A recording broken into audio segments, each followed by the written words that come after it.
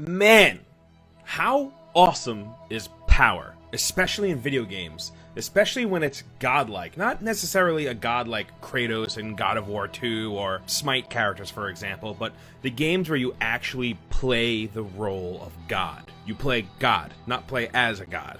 Do you get it? These games are often labeled as godlike. So today on gameranx, here are the top 10 godlike games of all time. Starting off at number 10, we have Reyes, or Reyes, or whatever it's called. In this game, you control powerful giants that help you shape the planet, and I mean that you're literally creating it. Mountains, forests, oceans, animal life, all the things that make up Earth or a planet. But you don't have control over the people that live on it. You can't mess with free will. So if you've ever seen Bruce Almighty, you know exactly what I'm talking about. Anyway, each giant has their own abilities, so you'll be using all of them when the time calls for them specifically. The art style is really cool too. Everything seems like it's on a round plane almost, which, yes, I know planets are round, obviously, but this seems like it's cut in half and you're just looking at it straight on. It's a really cool little godlike game that's definitely worth checking out because it's kind of different than everything else on this list.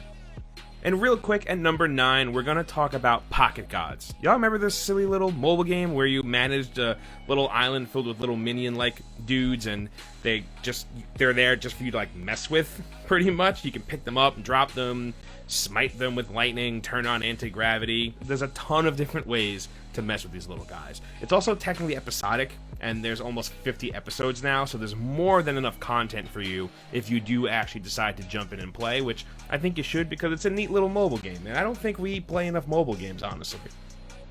Moving on to number 8, we have Universin. Okay, so we have one that scales up a bit from, just being a god looking at people on the ground to a god taking over the course of a civilization for an entire planet from space. This procedurally generates planets for you to tackle, starting off with your civilization being in the Stone Age and needing to build up basic structures for housing and inventing stuff like fire. Like a lot of city builder and god games, your civilization will progress and advance technologically and socially as you keep building and moving forward, which unlocks new buildings and tech. Since all of the planets are dynamic and procedurally generated, there's a ton of variation to be seen, which adds to the replayability, which honestly is a pretty big selling point for a game like this. Some planets will even have alien inhabitants on them, which can work out to either be friendly, but also can be incredibly hostile, and another danger element to keep in mind when advancing your civilization, as you need to make sure it's properly defended against them. It's worth noting that you're not clicking dudes and ordering them around. Your citizens have the ability to make their own decisions and just do their own things in general, which can lead to wars and stuff like that, as well as adding an extra layer of gameplay where you need to keep your new civilization loyal and under control of your all-seeing eye. There's a lot of moving parts in play, especially when you get into the ways you influence your civilizations and the ways in which you can alter the world, and it might be too much to get into here, but know that if you're down with that level of civ progression in a godlike game, then this one is right up your alley, man. This one might be your jam.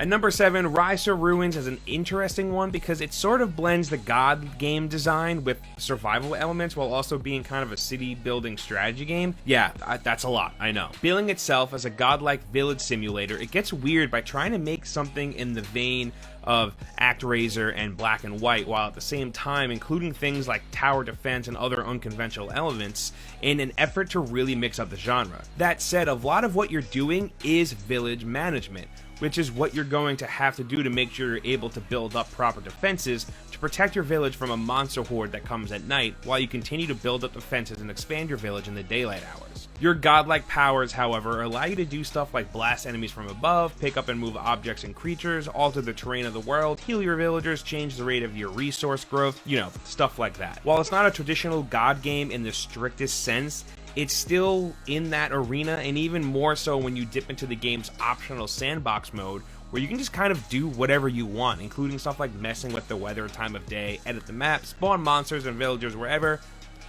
god stuff.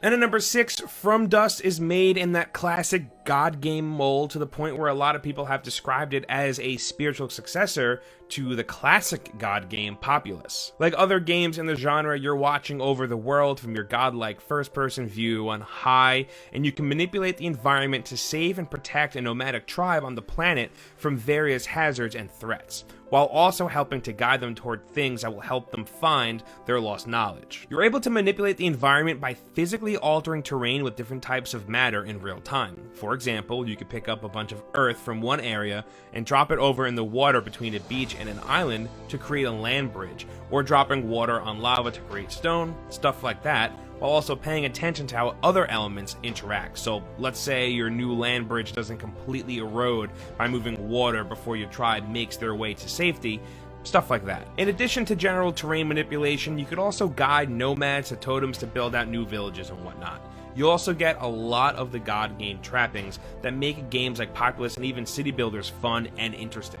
Like when shamans will warn you of an oncoming disaster like a tsunami or wildfire or something, and you need to adapt to protect your little guys on the ground before things get really bad. It's a really fun game that may have fallen by the wayside for a lot of people given how early on in the whole digital only game thing, but it's still worth checking out even now, almost a decade later.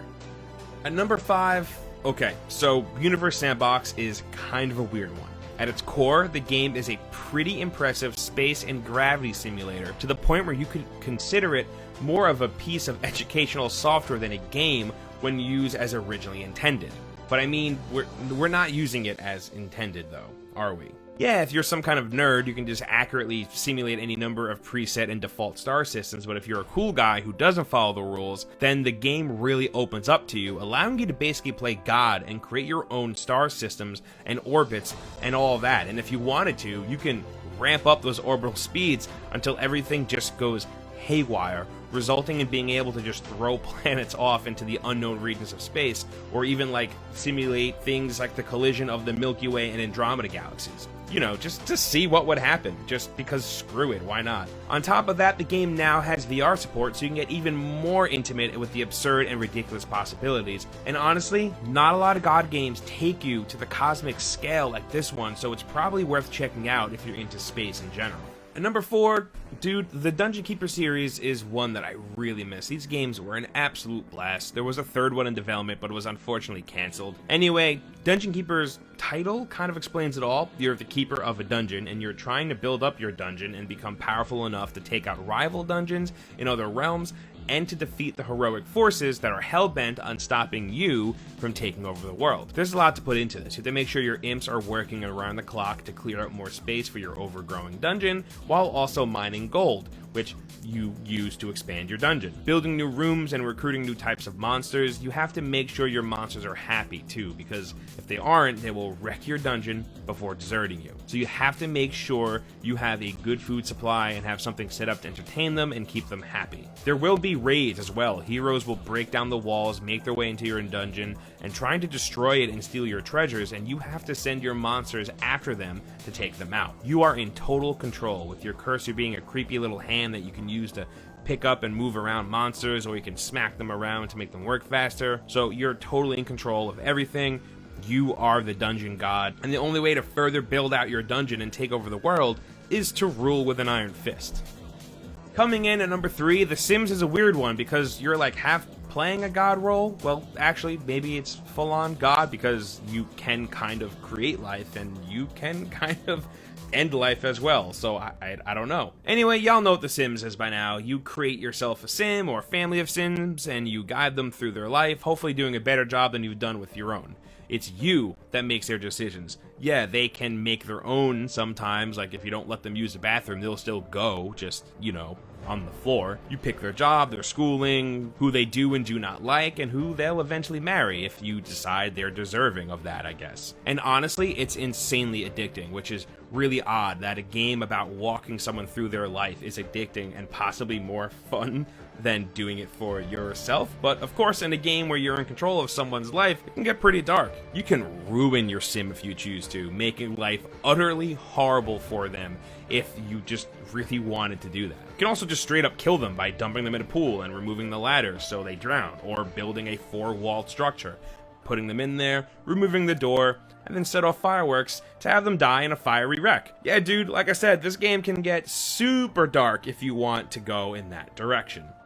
At number 2, we have Spore. Man, I remember when this one came out, I was so excited for this. Having been a huge fan of The Sims 1 and 2, this was the next big Maxis IP. In Spore, you kind of play a god. I mean, you develop your own species from a microscopic organism, and you see it through every form of its own evolution. Unlike The Sims, Spore does have something that you're working towards, though. The goal is to evolve from a microscopic organism to space traveler and eventually reaching a black hole at the center of the galaxy. It was actually pretty cool, and you got attached to this thing that you created. Starting off in the cell stage, there are some decisions made here that will affect the creature stage, such as whether or not you become an herbivore or carnivore. Once you hit the creature stage, you get to build out your creature and make changes to its physical appearance. Then you move on to the tribal stage, where the game kind of turns into an RTS, and you're working on befriending or conquering the other tribes before moving on to the civilization stage. And after that, you move on to the space stage. So it's a pretty insane game when you really sit down and think about it, and super interesting too. Evolution the video game? Are you kidding me? Of course I want that. That sounds awesome. Finally, at number 1, we have to talk about Black and White. This is a game that you may not have thought about in quite some time. Remember this older Lionhead Studios IP?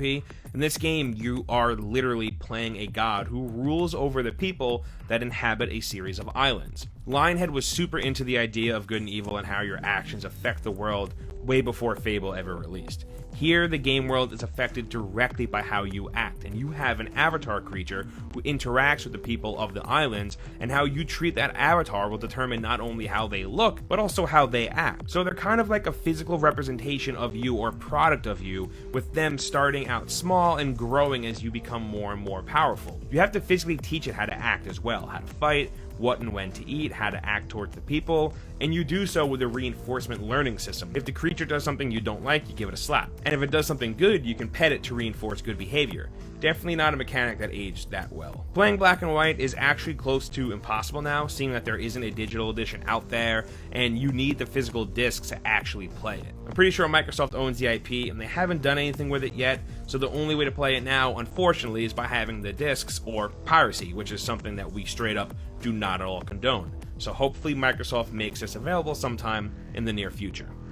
And those are 10 of the greatest godlike games. We want to hear from you, so meet us down in the comments and let us know what you think. As you already know, hitting that like button really helps us out, and if you're new here, subscribing is a good idea because we put out videos like this every single day. As always, thank you for stopping by and taking the time to hang out with us. We really appreciate it, and we'll see you next time right here on gameranx.